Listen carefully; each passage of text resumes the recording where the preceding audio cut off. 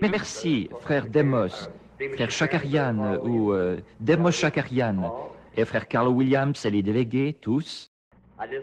Je trouve vraiment que ce frère, le laboureur, là, a vraiment exprimé ce que je voulais dire ce soir, qu'il m'a enlevé les mots de la bouche.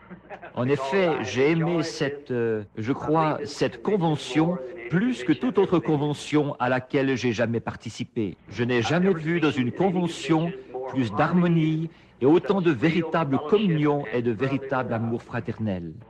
Une autre chose que j'ai faite, c'est que j'ai rencontré beaucoup de nouveaux délégués du ciel, de nouveaux frères à qui j'ai eu le privilège de serrer la main et de parler. Il y a quelques soirs, j'écoutais le frère Baptiste qui est assis là. Son nom m'échappe, Irvin, et il m'a apporté une carte qui venait de... Je crois que c'est sa tante qui est assise ici ce soir. Elle garde cette carte de prière depuis une vingtaine d'années. Elle avait été amenée à la réunion mourante d'une maladie dont le médecin pourrait peut-être expliquer ce que c'est. C'est quelque chose comme la lèpre, mais ce n'est pas la lèpre.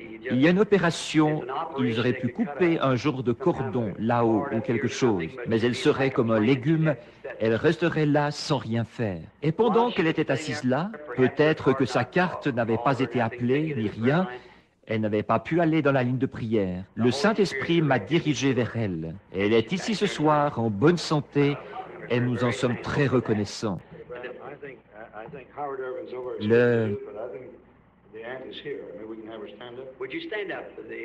Voulez-vous vous lever, la tante de... Que Dieu vous bénisse, ma sœur, pour votre foi vaillante dans le Fils de Dieu, qu'il vous garde en bonne santé jusqu'au moment où il vous rappellera à la maison, quand ce corps mortel revêtira l'immortalité. J'en suis tellement reconnaissant de penser qu'elle a gardé cette carte de prière pendant toutes ces années, là. Et ensuite, qu'on me l'ait apportée ici et qu'on me l'ait montrée ce soir. Vous savez, je disais que c'est comme du pain sur l'eau. Ça revient vers vous quand vous essayez de faire quelque chose pour quelqu'un d'autre. Maintenant, j'ai aussi eu le privilège de rencontrer beaucoup de ces bons prédicateurs. Et j'apprécie vraiment leur bonne communion fraternelle, cette collaboration. Frère Karl a annoncé que je reviendrai l'année prochaine. Si le Seigneur le veut et que nous sommes ici sur terre. Eh bien, j'espère revoir chacun de vous ici l'année prochaine. Et que chacun amène un autre délégué avec lui et avec elle. Maintenant, il y a juste une chose au sujet de laquelle j'aimerais dire un petit quelque chose, peut-être pendant un instant seulement. En effet, le Dr. Reed va parler après. Et je suis venu jusqu'ici ce soir. J'ai fait 250 000 pour faire ce voyage pour entendre le Dr. Reed. Et c'est qu'il est arrivé quelque chose dernièrement Mais le Dr. Reed, je ferais 1000 milles en voiture pour aller l'écouter. Mais il y a eu quelque chose depuis que je suis venu ici, je ferais 1000 milles rien que pour entendre ce que j'ai entendu tout dernièrement. Quelque chose de tellement merveilleux, quelque chose que la chair et le sang ne peuvent pas révéler. Il faut le Saint-Esprit pour le faire. Et de voir quelqu'un qui a donné un tel encouragement à ma vie. Et certainement que j'en serai très reconnaissant tout le reste de ma vie. Ce que je voulais dire, c'était... Si jamais je dois me faire opérer, faire appel à un médecin, venez à moi, Dr. Reed, tout de suite. Je peux mettre ma confiance dans un homme pour m'opérer, si j'avais besoin d'en subir une, dans des mains qui croient en Dieu. Voilà celui que je voudrais voir travailler sur moi. Et alors je veux croire que je n'en aurai jamais besoin. Mais si ça m'arrive, je voudrais que ce soit lui, ou un homme comme lui, qui fasse le travail, si lui ne pouvait pas être là. Il m'est arrivé quelque chose hier soir, ou plutôt hier après-midi, que j'ai vraiment trouvé plutôt étrange. Et je serai bref, parce que je ne veux pas prendre le temps de mon frère. Mais je pense que c'est un genre d'hommage à mon ministère. Je fais attention aux petites choses. Chaque petite chose a un sens pour moi. Je ne crois pas qu'il arrive quoi que ce soit à un chrétien par hasard. Je pense que c'est établi par Dieu, parce que Jésus a dit qu'il ferait concourir toutes choses au bien de ceux qu'il aime. Ainsi, je crois que chaque petite chose, dans l'humble petit ministère qu'il m'a donné, pour vous aider, pour aider chacun, et vous vous m'êtes une aide. Nous nous aidons mutuellement à parvenir à la gloire. Ainsi, chaque petite chose a un sens pour moi. Et c'était dur pour moi de croire ça hier après-midi, quand je ne trouvais pas mon passage ici sur l'estrade. Je vous dis, je n'ai jamais été aussi décontenancé de ma vie. Et donc, ma femme m'a donné une nouvelle Bible pour Noël. L'ancienne que j'avais était vraiment usée. Je l'ai depuis bientôt 20 ans. Elle m'avait été donnée par les gens du Houston Gospel Tabernacle, il y a bien des années, quand j'en étais à mes débuts dans les campagnes. Et donc, je la chéris vraiment beaucoup. Et les feuilles et les pages, d'avoir traversé la mer et tout autour, au point que c'est en train de tout se détacher. Et je choisis une page, peut-être dans la Genèse, et je dois aller voir dans le Deutéronome quelque part pour trouver ça, vous savez, là où je l'ai reglissé dans la Bible. Elle m'en a acheté une pour Noël. Et ça me faisait de la peine de laisser le vieux livre de côté, tellement il m'a été cher. Et j'ai dit, si je pars avant que Jésus vienne, posez-la sur moi et qu'elle descende avec moi. Alors je ressusciterai avec quand nous nous relèverons. Donc là, c'est mon opinion en tout cas. C'est comme cette petite histoire que j'avais l'habitude de raconter. J'espère que ce n'est pas sacrilège. Mais je suis allé à... Un homme me disait une fois, je crois que c'était avec frère Earl Prickett, à une réunion là-bas à New York. Et j'ai rencontré un homme, il disait, « Dites, qu'est-ce que vous faites avec ces hommes d'affaires, vous qui êtes prédicateur ?»« Je suis un homme d'affaires. »« Vous travaillez dans quel domaine ?» J'ai dit, « L'assurance. » Là, il a pensé que j'avais dit « les assurances », vous voyez. Donc j'avais dit « l'assurance ». Il a dit, « Oh, quel genre d'assurance est-ce que vous vendez ?» J'ai dit, « La vie éternelle. » Éternelle. J'ai dit, je ne la vends pas, je ne suis qu'un simple assuré moi-même. Et j'essaie de la recommander aux autres. Je me souviens d'un garçon avec qui j'étais allé à l'école à un moment donné. Et il était courtier d'assurance. Les assurances, c'est bien, mais moi, je n'en ai pas. Alors, donc, il est venu chez moi et il a dit, je voudrais te vendre des assurances. Il a dit, je connais ton frère. Mon frère est représentant de la Metropolitan. Il a dit, eh bien, il a dit, je voudrais te vendre des assurances. J'ai dit, oh, Wilmer, merci. Il se peut qu'il soit ici ce soir. Son frère, il écrit des articles dans la chambre haute. Le livre, la chambre haute. Alors j'ai dit, j'ai l'assurance. Il a dit, quoi? Et ma femme m'a regardé comme si j'étais un hypocrite. Et j'ai dit, alors elle a dit, Billy? Et j'ai dit, oui, j'ai l'assurance. Et il a dit, oh, je suis désolé. Il a dit, j'avais entendu dire que tu n'étais pas assuré. Et j'ai dit, non, j'ai l'assurance. Et il m'a saisi ce que j'avais dit là. Il a dit, qu'est-ce que tu as dit? J'ai dit, l'assurance. Et il a dit, eh bien, qu'est-ce que tu veux dire? J'ai dit, assurance bénie, Jésus est à moi. Oh, quel avant-goût de la gloire divine. Je suis un héritier du salut, acquis par Dieu, né de son esprit, lavé dans son sang. Il a dit, Billy, tu sais que j'apprécie ça. Il a dit, c'est très bien ça. Seulement, il a dit, mon gars, ce n'est pas ça qui t'installera au cimetière ici. J'ai dit, mais ça me fera sortir.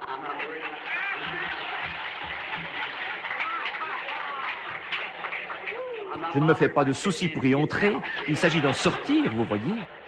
Alors je pense que c'est notre sentiment là-dessus. Hier soir, quand j'ai pris cette Bible et que je n'arrivais pas à trouver ce passage, et j'ai pris cette nouvelle Bible, j'avais lu dans la vieille, et j'ai pris la nouvelle sous mon bras, et je suis venu ici en vitesse. Et j'ai pris cet endroit, et je me disais, bon, voilà, je crois que c'était Jean 16, 21. Et ce n'était pas du tout ce passage-là. J'ai dit à frère Moore, est-ce que c'est bien à cet endroit-là? Oui. Et j'ai regardé de nouveau, et ce n'était pas là. Alors je me suis dit, eh bien, ils ont une page mal placée, là. Alors, mon frère ici est venu, frère Stanley. Il est venu, l'évêque Stanley plutôt. Et je ne sais pas ce que l'homme a voulu dire. Mais ça m'a tellement réconforté. Il s'est approché pour venir à côté de moi et il a dit, restez calme, frère. Dieu va peut-être faire quelque chose. Voyez? Et ça m'a vraiment encouragé. de penser qu'il dirait ça. Je me demande s'il s'est rendu compte qu'il a prophétisé. Mais je lui parlais il y a quelques instants, juste avant de monter ici. Moi, je suis sûr que oui.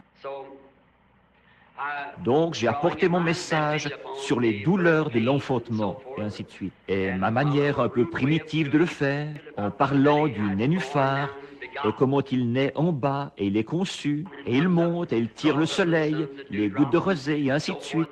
Et puis la corruption, d'où il doit mourir, d'où il doit naître plutôt pour sortir.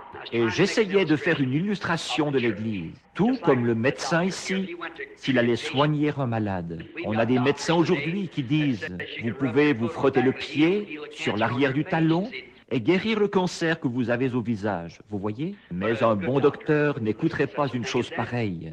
Il soigne le patient selon le livre qu'il étudie sur la recherche médicale. Et c'est de cette manière-là que j'essaye de soigner le malade. Quand je vois l'Église malade, je ne veux pas essayer de leur dire qu'il leur faut une nouvelle poignée de main ou quelque chose, une nouvelle organisation. Je dois le soigner selon le livre que je connais, vous voyez. Et ainsi, quand je vois l'Église qui a l'air de faire une rougeole, je veux prendre l'ordonnance même, dont je pense qu'elle est la bonne, et pour la rougeole, pour enlever ça de l'Église. Quand je vois le péché s'y déclarer, c'est pareil. J'ai essayé de faire une comparaison avec Ésaü et Jacob, et ensuite suivre ça dans le temps. Et je ne vais pas entrer là-dedans. Mais pour en venir à la dernière partie, au dernier passage de l'Écriture que j'ai pris, où je faisais la comparaison, pas de façon contraire aux Écritures, mais comme Jésus a dit qu'il en serait. Ce que le grand médecin a dit, que l'état de l'Église serait dans les derniers jours, que ce serait une Laodicée, une Église riche, aveugle, nue, pauvre, et que ce serait comparable au temps de Sodome. Or, nous savons que c'est la vérité. Si vous le remarquez, historiquement, il a parlé du temps de Noé en premier, et ensuite du temps de Sodome. Et c'est exactement comme ça que ça s'est déplacé, exactement de la même manière. Et l'histoire, très souvent, elle se répète. L'histoire se répète.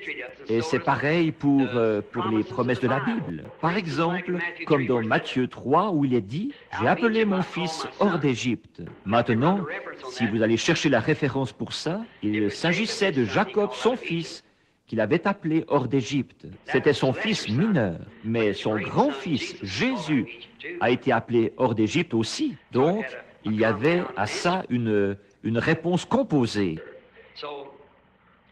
Donc, et vu qu'ils en parlaient beaucoup, et alors j'ai apporté mes pensées là-dessus, et je suis descendu de l'estrade, et je suis sorti. Mes enfants, en rentrant à la maison, voulaient s'arrêter quelque part par ici pour prendre un sandwich. Et je suis entré, ma femme m'a dit, « Billy, j'étais tellement mal à l'aise que je ne savais pas quoi faire. » Elle a dit, « C'est moi qui t'ai donné cette Bible. » J'ai dit, « Ce n'est pas toi qui l'as écrite. Et ce n'est pas toi qui l'as assemblée, chérie. » Elle a dit, « Mais rien que de penser que je t'avais donné une Bible qui avait un défaut. » J'ai dit, « Eh bien, peut-être que ce n'en était pas un. » Alors, un des enfants l'a prise, et on tâtait les pages. Non, elle avait l'air correcte. Mais tout en bas, c'était 2 pages qui étaient collées ensemble, vous voyez? Le chapitre 16 était de ce côté-ci. Et puis la suite du chapitre 16 venait sur l'autre côté. Et le 17e commençait sur la... Vous voyez, c'est parfaitement, exactement la même chose d'un bord à l'autre.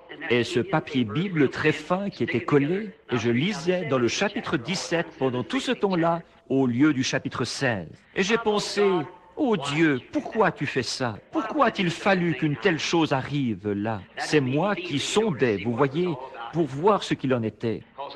Parce que je pense que rien n'arrive par hasard. Et je pensais au réconfort du frère ici, qui était venu me dire, « Restez calme, lui qui était prêtre. Restez calme. Peut-être que Dieu va faire quelque chose, ou quelque chose du genre. » Et je me disais, comment est-ce possible? Et puis, pendant que j'étais assis là, comme un coup de tonnerre du ciel, ça m'est venu. Maintenant, ceci n'aura peut-être pas de sens pour vous, mais pour moi, ça en a. Vous voyez? Je me souviens dans Luc, chapitre 4, que Jésus est entré dans la synagogue de Nazareth, là où il avait été élevé, selon son habitude d'entrer dans l'église, dans la synagogue, le jour du sabbat. Et quand il l'a fait, nous remarquons là que le prêtre lui a donné la Bible, le rouleau. Jésus, en parcourant le rouleau, a trouvé un endroit particulier, Ésaïe 61, et il a lu le passage de l'Écriture. Ensuite, il a remis la Bible au ministre du culte. Et puis, quand il s'est tourné vers l'auditoire, tous les yeux étaient fixés sur lui. Et il a dit, « Aujourd'hui, cette écriture est accomplie. » Et nous savons combien cette lecture de l'écriture était étrange, parce qu'il avait pris seulement une partie des versets 1 et 2 d'Ésaïe 61, 1 et 2. Mais il a lu jusqu'à cet endroit-ci, « L'Esprit du Seigneur est sur moi, pour panser ceux qui ont le cœur brisé, et pour guérir les malades, et pour ouvrir les yeux aveuglés, et pour publier une année de grâce du Seigneur. » Et là, il s'est arrêté. En effet, ce qui suivait, c'était d'apporter le jugement, ce qui allait s'appliquer à sa seconde venue, pas à sa première venue. Alors il s'est arrêté. Il s'est retourné et il a dit, « Aujourd'hui, cette écriture est accomplie. » Comme c'était direct. Et quelle déclaration c'était pour les docteurs et les personnes qui étaient présentes. Il ait pu l'exprimer clairement aux gens. Aujourd'hui, cette écriture est accomplie. En effet, il était là, le Messie, et pourtant, il n'y croyait pas. Il était là, le oint pour cette heure-là. Chaque parcelle de son ministère, dès sa naissance, avait prouvé qu'il était ce qu'il était. Et pourtant, ils ne pouvaient pas le croire. Quelle déclaration! Mais ils pourraient dire aujourd'hui, et s'il y avait eu quelqu'un pour leur ouvrir les yeux, ils auraient pu savoir dans quel jour il vivait, puisque c'était son heure, puisqu'il était en plein là, en train de faire exactement ce que les Écritures, tous les prophètes avaient dit qu'il allait se produire en ce jour-là. Il était là, en train de faire exactement ce que Dieu avait prophétisé qu'il allait arriver. Comment ont-ils manqué de le voir? Ils auraient dû savoir tout de suite en voyant ce qu'était son ministère. Voilà le Messie. Ils l'auraient su parce qu'il avait dit « L'Écriture est accomplie ». Je pense à aujourd'hui. Et remarquez ce que c'était alors que le prêtre remettait la parole. La parole était lue, redonnée au prêtre. Et la dernière citation de mon texte que j'avais et de mes passages de l'Écriture que j'avais notés, c'était Luc 17, 30, où Jésus se reporte à ce jour-ci dans lequel nous vivons. L'âge de Laodicée, riche et pourtant pourri dans la politique des églises et la politique nationale, vraiment pourri au possible. Et puis il a dit, comme il en fut du temps de Lot, il en sera de même à la venue du temps de la fin. Remarquez ce qu'il a dit là. Au jour où le Fils de l'homme sera révélé. Vous voyez, au jour où le Fils de l'homme sera révélé. J'aimerais attirer votre attention. Vous voyez, il est venu en 3 noms. Il est venu comme Fils de l'homme, c'est-à-dire prophète. Et c'est ce qu'il a fait. Il a prouvé son ministère en étant prophète. Nous savons tous ça. Chacun de nous le sait. Il n'a jamais dit qu'il était le Fils de Dieu. Il a dit qu'il était le Fils de l'homme. Maintenant, aujourd'hui, il est le Fils de Dieu. C'est-à-dire qu'il est revenu. Et maintenant, il est sous la forme du Saint-Esprit, la personne invisible. Mais quand même Dieu, le Fils de Dieu, dans le millénium, il s'assoit sur le trône de son Père. Alors, il sera fils de David. Il s'est d'abord révélé en tant que Fils de l'homme, un prophète. Dans cet âge-ci, tout le long de l'âge de l'Église, Fils de l'homme ou Fils de Dieu. Et dans l'autre âge, Fils de David. 3 fils. Mais vous remarquez ici, il a dit, à la fin de l'âge de l'Église, c'était devenu un tel gâchis qu'il serait de nouveau révélé en tant que Fils de l'homme. Quand le Fils de l'homme se révèle, comme ce mélange d'hier était de circonstances, et j'espère que ça ne vous échappera pas. Nous avons eu la révélation du Fils de Dieu, mais la dernière promesse qu'Abraham a eue, avant que le Fils soit rendu ou amené à l'existence, celui qui lui avait été promis, avant que le Fils promis arrive, Dieu s'est manifesté là-bas à Sodome en tant que prophète, en tant qu'homme dans la chair. Dieu, Elohim, comme j'ai entendu quelqu'un le dire il y a un moment, alors que la divinité était en lui corporellement. Il était la plénitude. Elohim est la plénitude de la divinité corporellement. Et nous remarquons là, quand quand Abraham l'a vu venir, il a dit, mon Seigneur. Ils étaient trois. Et à Sodome, Lot en a vu deux et il a dit, mes seigneurs, manque de révélation. Donc, remarquez ce qui s'est passé ici. Quand il est arrivé, comment il s'est fait connaître. Est-ce que nous ne pourrions pas, est-ce que je ne pourrais pas dire ceci si seulement j'avais été vigilant? Vous voyez, le frère a prophétisé quand il m'a dit ce qu'il a dit. Aujourd'hui, observez ce qu'il a fait tout de suite après avoir lu ce passage de l'Écriture. Au jour où le Fils de l'homme, pas un homme, pas un être humain, le Fils de l'homme se révélera de nouveau parmi son peuple. Aujourd'hui, cette promesse-ci, de cette heure-ci dans laquelle nous vivons maintenant, est accomplie devant nos propres yeux. Il s'est tout de suite tourné vers l'Assemblée et avec 10 ou 12, quel qu'en soit le nombre parmi l'auditoire, des inconnus, il a fait exactement la même chose qu'il avait faite à Sodome. Aujourd'hui, cette écriture a été manifestée devant vous. Elle a été confirmée devant vous. Alors, mon frère, ma sœur, délégués, prédicateurs, quoi que nous soyons ici, enfants de Dieu, combien proches sommes-nous de sa venue alors? Si maintenant nous voyons l'écriture qu'il a promise, juste avant que le feu tombe à Sodome pour la brûler, et qu'il y a comparé ce jour-ci, et que nous voyons cette écriture s'accomplir en plein sous nos yeux, combien proches sommes-nous de la venue du Fils de Dieu alors? Combien proche est la manifestation des Écritures, comme il l'a fait à travers Abraham, en montrant l'Église en type, alors qu'il était la promesse à l'Église. Et maintenant, nous voyons la semence naturelle d'Abraham comme ils ont failli. Mais la semence royale d'Abraham, par la foi dans la parole promise, est en train d'être manifestée sur terre aujourd'hui. Nous sommes au temps de la fin, mon frère, mes sœurs. Nous sommes à la fin. Et nous n'avons pas un seul autre type. Je dois donner les Écritures en type parce que je n'ai pas assez d'instructions pour faire ressortir les mots et tout. Je fais un type, mais si je vois dans les ombres, si je n'avais jamais vu ma main et que je vois l'ombre, je saurais que j'ai 5 doigts. Et c'est comme ça que vous devez observer les types de l'Écriture de l'Ancien Testament. Qu'est-ce que cela fait? Cela préfigure ceci. Et Jésus a dit que Sodome était la préfiguration du temps de la fin maintenant. Et les passages même de l'Écriture qui étaient promis à Sodome, les passages même de l'Écriture qui se sont produits à Sodome, dont Jésus a dit qu'ils se répéteraient de nouveau en ce jour-ci, s'est dévoilé en plein devant nous aujourd'hui. Que Dieu vous bénisse. Ne le manquez pas. Et si je ne vous vois pas ici l'année prochaine, quand ils graviront les marches d'or, j'espère vous rencontrer là-haut. Que Dieu vous bénisse.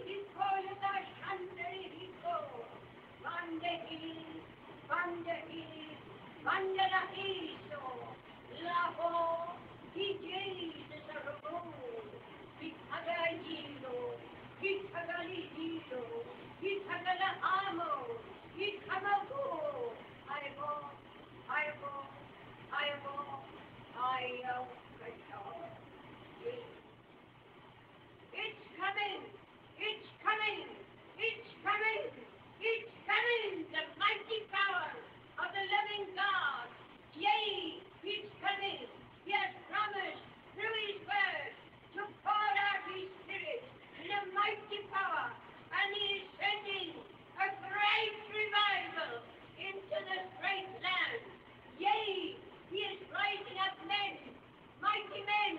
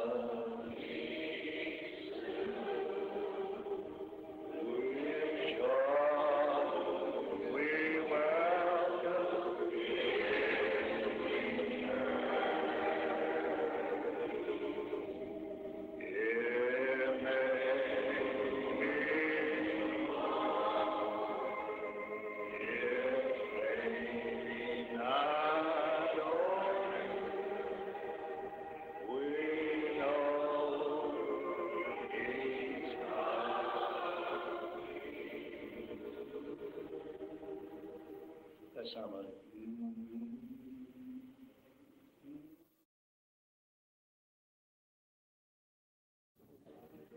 Keep thy hands upon each one of us here, Lord. Protect all of us. Thou art coming soon. And may we be bold and witness as never before. He's come.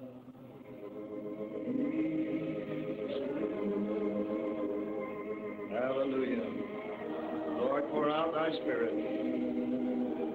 Send the Holy Ghost and fire. Brand in our hearts, Lord.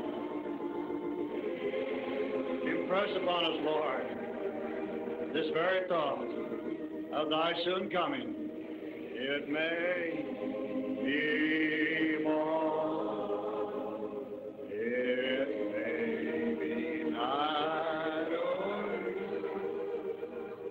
we know.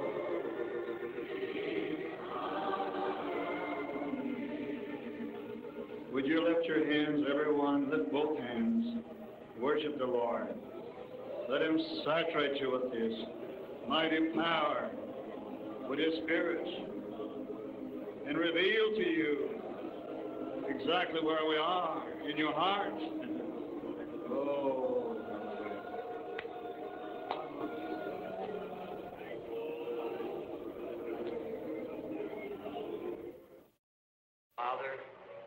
Père, nous sommes, selon les Écritures, nous voyons manifester devant nous le dernier signe et le dernier type. Les paroles de Jésus-Christ ont dit qu'il en est ainsi, tout comme il en était à Sodome. Nous voyons le monde dans l'état où il est, nous voyons l'Église dans l'état où elle est, nous voyons les élus qui sont appelés à sortir de toutes les dénominations. La vie qui est dans ces endroits sort maintenant pour prendre la forme de la semence. Nous prions, Père Céleste, que nous nous réveillerons rapidement. Comme un frère vient de le dire maintenant, il a vu devant lui, et quand il avait les yeux fermés, des multitudes passaient devant lui. Ô Dieu, nous ressentons qu'il y a encore des multitudes qui n'ont pas encore été touchées. Aide-nous, Dieu bien-aimé, que nous repartions de cette convention avec un tel avertissement dans notre cœur, en sachant qu'aujourd'hui, l'Écriture est accomplie. Au nom de Jésus, Amen. Hallelujah. Our editor, Jerry Jensen, would you come up here? His mother-in-law is unconscious right now. He just got news. And they're ministers of the gospel, Foursquare Ministries. Would we just, I know he's very heavy-hearted Est-ce qu'ils sont ici? Non, ils sont à Los Angeles, dans le coma.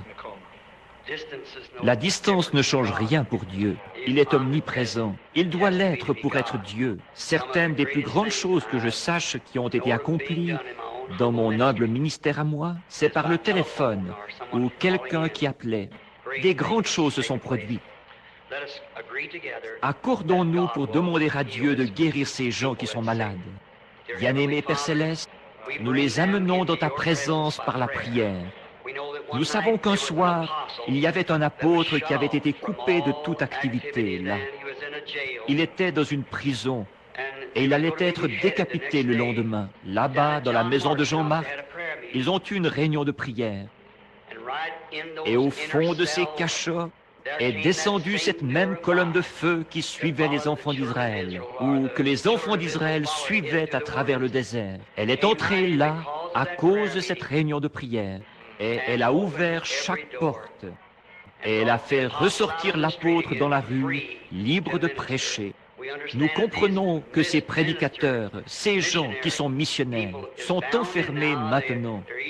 Ils sont même dans le coma. Seigneur, tu es le même hier, aujourd'hui et pour toujours. Entends notre prière ce soir, ô Dieu. Tu as dit, quand vous priez, croyez que vous avez reçu ce que vous avez demandé. Cela sera accordé. Seigneur, nous croyons et nous prions qu'au nom de Jésus, tu les guérisses, Seigneur, pour ta gloire.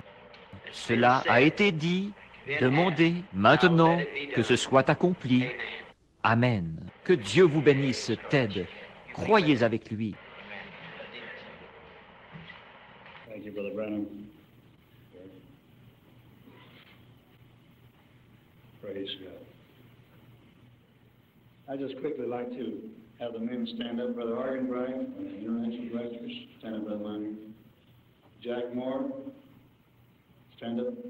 Clifford Ford, Thorfinn from Seattle, Charles Colonel Young, Andy Christopherson, Turlock, Casper Engler, Ike Agnemi from Hawaiian Islands. How he blessed our souls through the love him. Our U.S. Ambassador who served as the 7th President, Bill Rowe, William Rowe, God bless Rowe. Dr. Reed, one of our directors too, God bless Reed. Earl Prickett. And Brother Branham was given an honorary membership, life membership, fully on his name. One of the few that was voted on by the Board of Directors many years ago. And Carl Williams, we love him so much. And Henry Krause, the file manufacturer. Jewel, our Secretary Treasurer. Farmer, Frank Folio, International Director. And I can't, Frank, would you, I can't. Oh, Brother Derek Prince, how we appreciate his ministry. And it's so wonderful, and so much. Dr. Stingley from the Catholic, Eastern Catholic, Brother Howard Irvin, so you're back there. Howard Irvin, and we just had your, was it Aunt? We just had her stand up a moment ago, Howard, while you were with the young people. And I'd like to see that picture, Brother Branham's, 20 years ago. Brother Norwood from Kansas City. Brother Ben Smart from Colorado. Herbert Bonham from Los Angeles. He's one of the directors of Los Angeles chapter. He's done great work there. And Ted Weiss from Pasadena sitting over there. Corner, did I? Art Wilson here. We didn't have a place enough here for him, so he said it all ladies. And all the ladies here are directors' wives and all the wonderful people. Did I miss anyone else? Some of the other directors had to go home yesterday. They're all on and several others had to leave. So let's tell these men we appreciate all their efforts.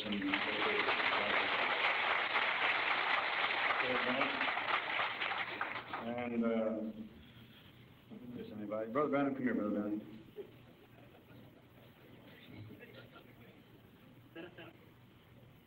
You recognize that fellow? Frère Demos. Non, monsieur. Bien du changement depuis ces jours-là, frère. He was a very handsome fellow, and he's still handsome, Brother Branham. That's a nice picture.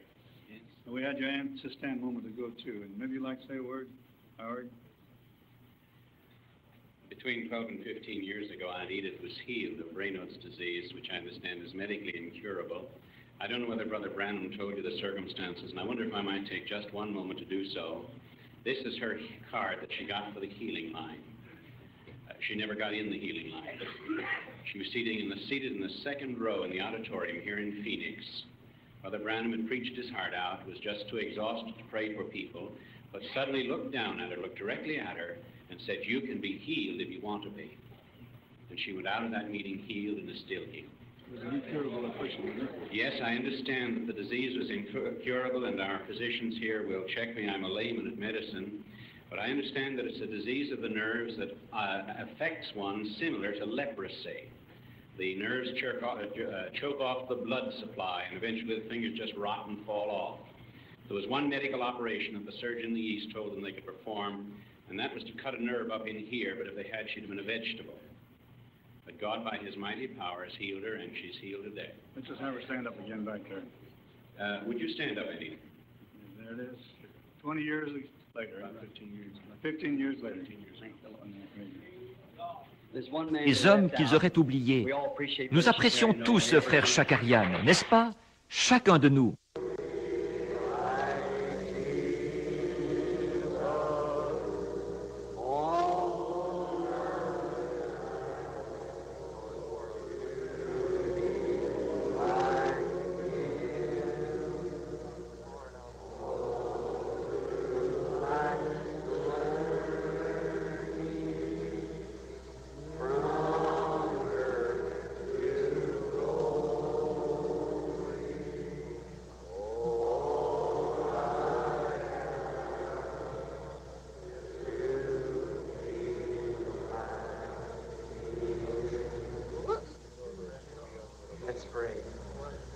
Heavenly Father, we can visualize tonight of you standing by the side of the wall once and watching the people come by and put into the treasury of God.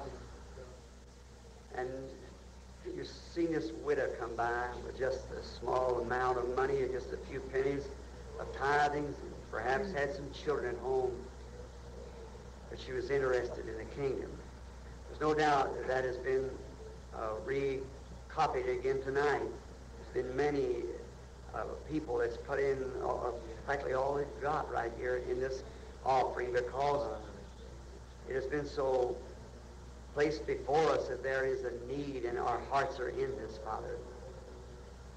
I've often thought perhaps if I'd have been standing there, it'd been me looking at that widow, I'd have run to her and said, "Don't do it, sister.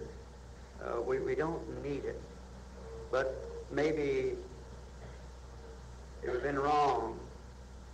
You never told her not to do it. You just stood and watched her do it. Or you know from her heart you'd repay her for that.